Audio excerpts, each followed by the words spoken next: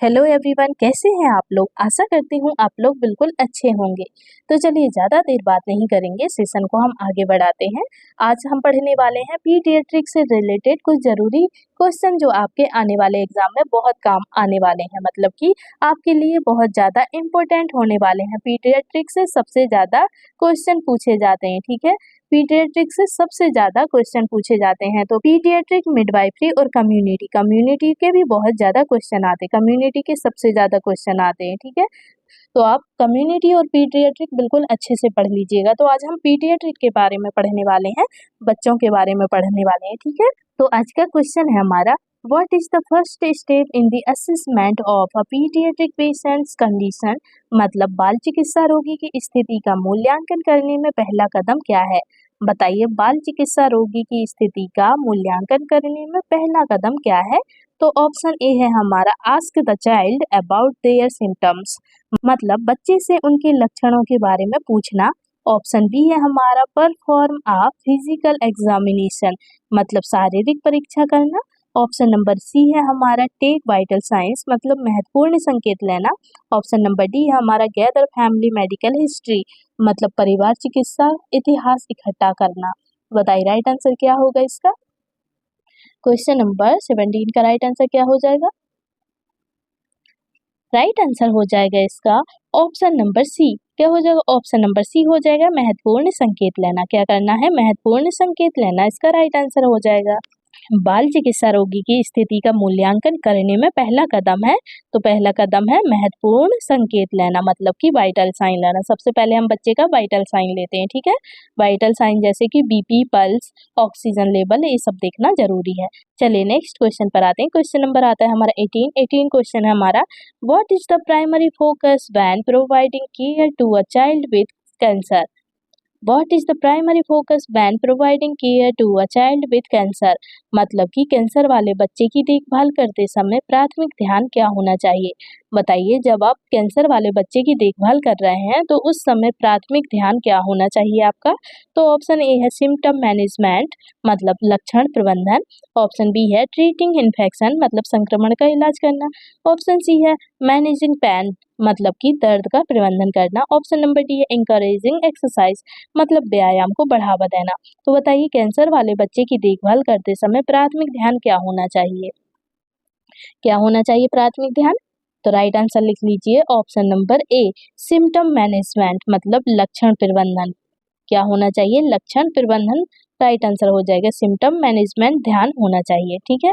Right answer लगा लीजिए option number ए। चलिए नेक्स्ट क्वेश्चन पर आते हैं। क्वेश्चन नंबर आता है हमारा 19 क्वेश्चन है हमारा, what should be the priority when caring for a child in respiratory distress. मतलब कि श्वसन संकट में बच्चे की देखभाल करते समय प्राथमिकता क्या होनी चाहिए। बताइए, श्वसन संकट में बच्चे की देखभाल करते समय प्राथमिकता क्या होनी चाहिए। तो ऑप्शन ए है एडमिनिस्टर एंटीबायोटिक्स, मतलब एंटीबायोटिक देना चाहिए। ऑप्शन नंबर बी है एसेस एयरवे एंड ब्रीथिंग, मतलब वायुमार्ग और श्वास का मूल्यांकन करना चाहिए। ऑप्शन सी है मॉनिटर द हार्ट रेट, मतलब दिल की धड़कन की निगरानी करनी चाहिए। ऑप्शन डी है ऑफर फ्लूइड्स, मतलब तरल पदार्थ देना चाहिए। तो बताइए इनमें से क्या होगा राइट आंसर। श्वसन संकट श्वसन संकट में बच्चे की देखभाल करते समय प्राथमिकता क्या होनी चाहिए, क्या होगी बताइए। तो राइट आंसर लगा लीजिए इसका ऑप्शन नंबर बी। क्या हो जाएगा, ऑप्शन नंबर बी हो जाएगा इसका राइट आंसर, ठीक है। एसेस एयरवे एंड ब्रीथिंग, मतलब वायुमार्ग और श्वास का मूल्यांकन करना चाहिए। क्या करना चाहिए, वायुमार्ग और श्वास का मूल्यांकन करना चाहिए। राइट आंसर लगा लीजिए ऑप्शन नंबर बी। चलिए नेक्स्ट क्वेश्चन पर मूव ऑन करते हैं। क्वेश्चन नंबर आता है 20 क्वेश्चन है हमारा, how often should a child with a chronic disease B monitored by a paediatric nurse. मतलब एक दीर्घकालिक बीमारी वाले बच्चे की निगरानी बाल चिकित्सा नर्स द्वारा कितनी बार की जानी चाहिए।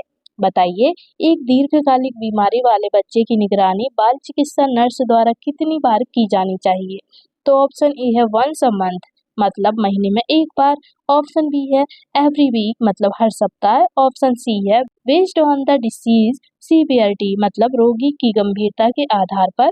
ऑप्शन नंबर डी हमारा ओनली ड्यूरिंग हॉस्पिटलाइजेशन, मतलब केवल भर्ती के दौरान। तो राइट आंसर क्या हुआ इसका। क्वेश्चन नंबर 20 का राइट आंसर क्या हो जाएगा। राइट आंसर हो जाएगा इसका ऑप्शन नंबर सी। क्या हो जाएगा? ऑप्शन नंबर सी हो जाएगा इसका right answer. Based on the disease severity मतलब रोग की गंभीरता के आधार पर। क्या होगा? रोग की गंभीरता के आधार पर मतलब दीर्घकालिक बीमारी वाले बच्चे की निगरानी बाल चिकित्सा नर्स द्वारा कितनी बार की जानी चाहिए? तो रोग की गंभीरता के आधार पर निगरानी करनी चाहिए। ठीक है, तो रोग की गंभीरता के आधार पर निगरानी करनी चाहिए।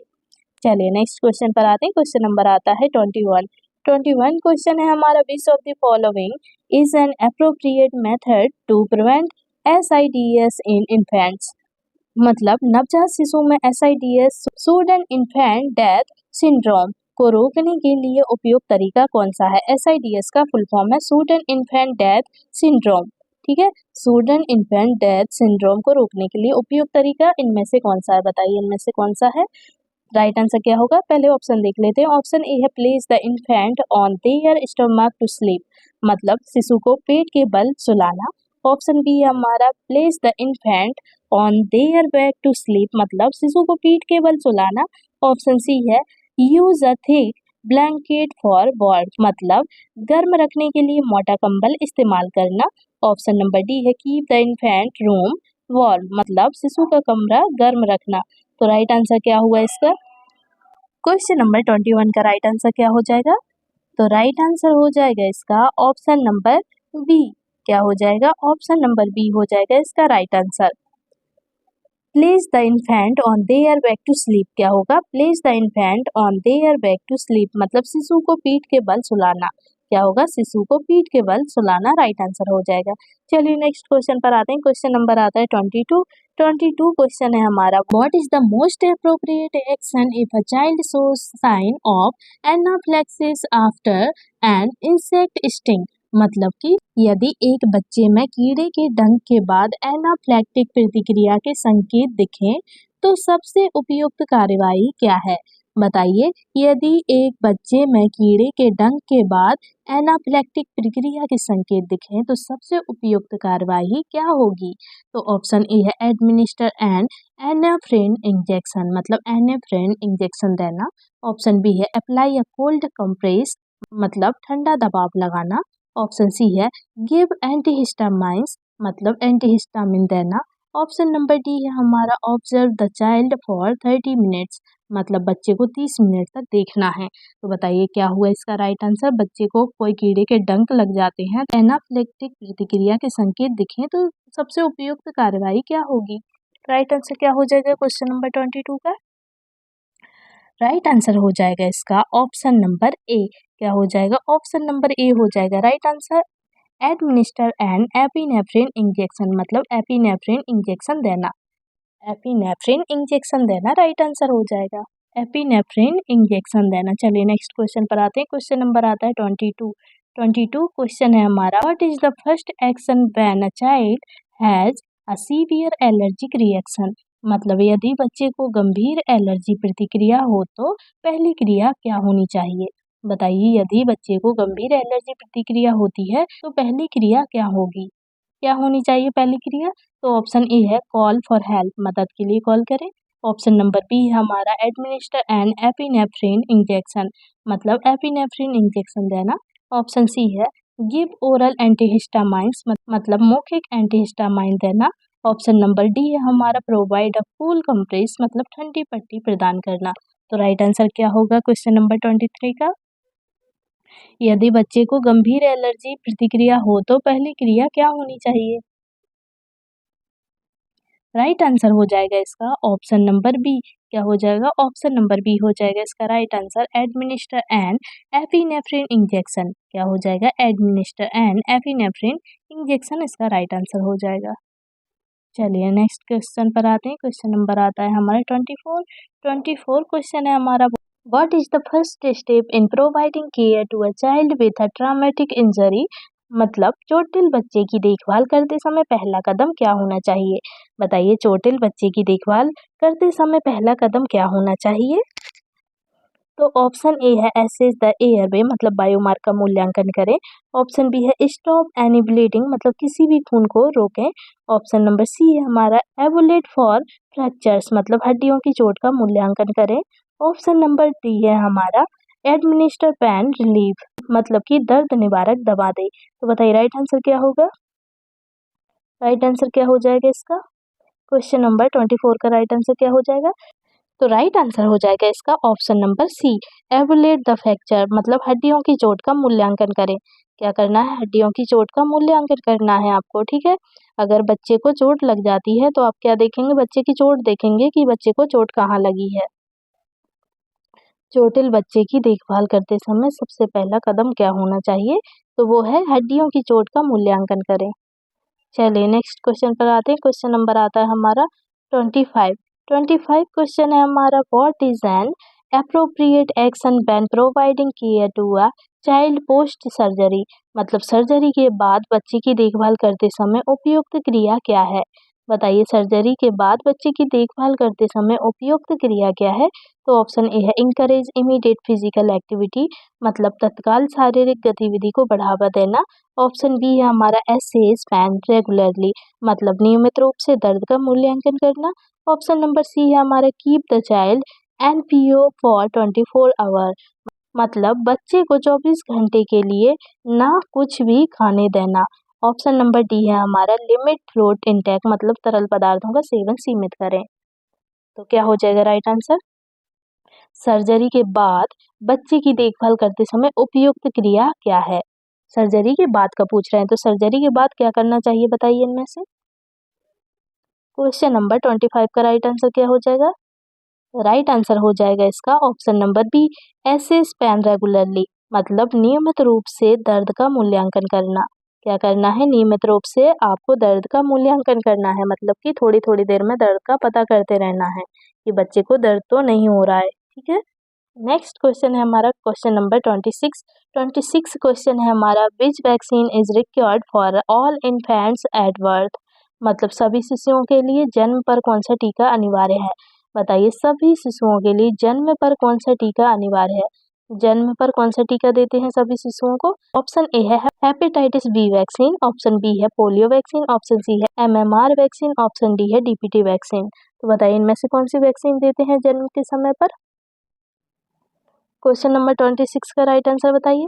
तो राइट आंसर हो जाएगा अपना option number A, hepatitis B vaccine. क्या होगा? हेपेटाइटिस बी वैक्सीन देते हैं जन्म पर, ठीक है। सभी शिशुओं के लिए जन्म पर कौन सा टीका लगाते हैं, कौन सा टीका अनिवार्य है? तो वो है हेपेटाइटिस बी। तो राइट आंसर लगा लीजिए option number A, hepatitis B. चलिए नेक्स्ट क्वेश्चन पर आते हैं। क्वेश्चन नंबर आता है हमारा 27। 27 क्वेश्चन है हमारा, what is the most important priority when caring for a child with a traumatic brain injury मतलब मस्तिष्क में चोट वाले बच्चे की देखभाल करते समय सबसे महत्वपूर्ण प्राथमिकता क्या होनी चाहिए? ऑप्शन ए है मॉनिटरिंग कॉन्शियसनेस लेवल मतलब जागरूकता स्तर की निगरानी। ऑप्शन बी है एडमिनिस्ट्रिंग फ्लूइड मतलब तरल पदार्थ देना। ऑप्शन सी है असेसिंग वाइटल साइन मतलब महत्वपूर्ण संकेतों का मूल्यांकन। ऑप्शन डी है प्रोवाइडिंग पेन रिलीफ मतलब दर्द निवारण देना। तो राइट आंसर क्या हुआ है इसका क्वेश्चन नंबर 27 का? राइट आंसर हो जाएगा इसका ऑप्शन नंबर ए, monitoring consciousness levels. Monitoring consciousness level मतलब जागरूकता स्तर की निगरानी। क्या करना है? जागरूकता स्तर की निगरानी करना है। मस्तिष्क में अगर चोट लग जाती है तो बच्चे की जागरूकता स्तर की निगरानी करना है, ठीक है। चलिए नेक्स्ट क्वेश्चन पर आते हैं। क्वेश्चन नंबर आता है 28। 28 क्वेश्चन है हमारा, which method is best for preventing the spread of infection in pediatric units मतलब बाल चिकित्सा इकाइयों में संक्रमण के फैलने को रोकने का सबसे अच्छा तरीका क्या है? तो ऑप्शन ए है हैंड हाइजीन हाथों की स्वच्छता। ऑप्शन बी है वियरिंग ग्लव्स दस्ताने पहनना। ऑप्शन नंबर सी है आइसोलेशन पेशेंट मतलब रोगियों को अलग करना। ऑप्शन डी है यूजिंग एंटीबायोटिक्स मतलब एंटीबायोटिक का यूज करना मतलब उपयोग करना। तो राइट आंसर क्या हुआ क्वेश्चन नंबर 28 का? राइट आंसर हो जाएगा इसका ऑप्शन नंबर ए। क्या हो जाएगा? ऑप्शन नंबर ए हो जाएगा इसका राइट आंसर, हैंड हाइजीन। क्या हो जाएगी? हैंड हाइजीन हो जाएगी इसका राइट आंसर। हाथों की स्वच्छता बाल चिकित्सा इकाइयों में संक्रमण के फैलने को रोकने का सबसे अच्छा तरीका है, तो वो है हाथ की स्वच्छता। हाथों की स्वच्छता सबसे अच्छा तरीका है। हाथों की स्वच्छता सबसे अच्छा तरीका है, ठीक है। राइट आंसर लगा लीजिए ऑप्शन नंबर ए। चलिए नेक्स्ट क्वेश्चन पर आते हैं। क्वेश्चन नंबर आता है 29 क्वेश्चन है हमारा। विच nursing intervention is most effective when managing a child with diarrhoea. मतलब दस्त वाले बच्चे का प्रबंधन करते समय प्रभावी नर्सिंग हस्तक्षेप कौन सा है। बताइए, दस्त वाले बच्चे का प्रबंधन करते समय सबसे प्रभावी हस्तक्षेप कौन सा है। तो ऑप्शन ए है एडमिनिस्टर एंटी डायरियल मेडिकेशंस, मतलब एंटी दस्त दवाएं देना। ऑप्शन बी है इनकरेज ओरल रिहाइड्रेशन थेरेपी, मतलब मौखिक पुनः हाइड्रेशन चिकित्सा को बढ़ावा देना। ऑप्शन सी है हमारा लिमिट फ्लूइड इंटेक, मतलब तरल पदार्थों का सेवन सीमित करना। ऑप्शन डी है हमारा provide a low fat diet, मतलब कम वसा वाला आहार प्रदान करना। तो राइट आंसर क्या हुआ इसका क्वेश्चन नंबर 29 का। राइट आंसर हो जाएगा इसका ऑप्शन नंबर बी। क्या हो जाएगा ऑप्शन नंबर बी।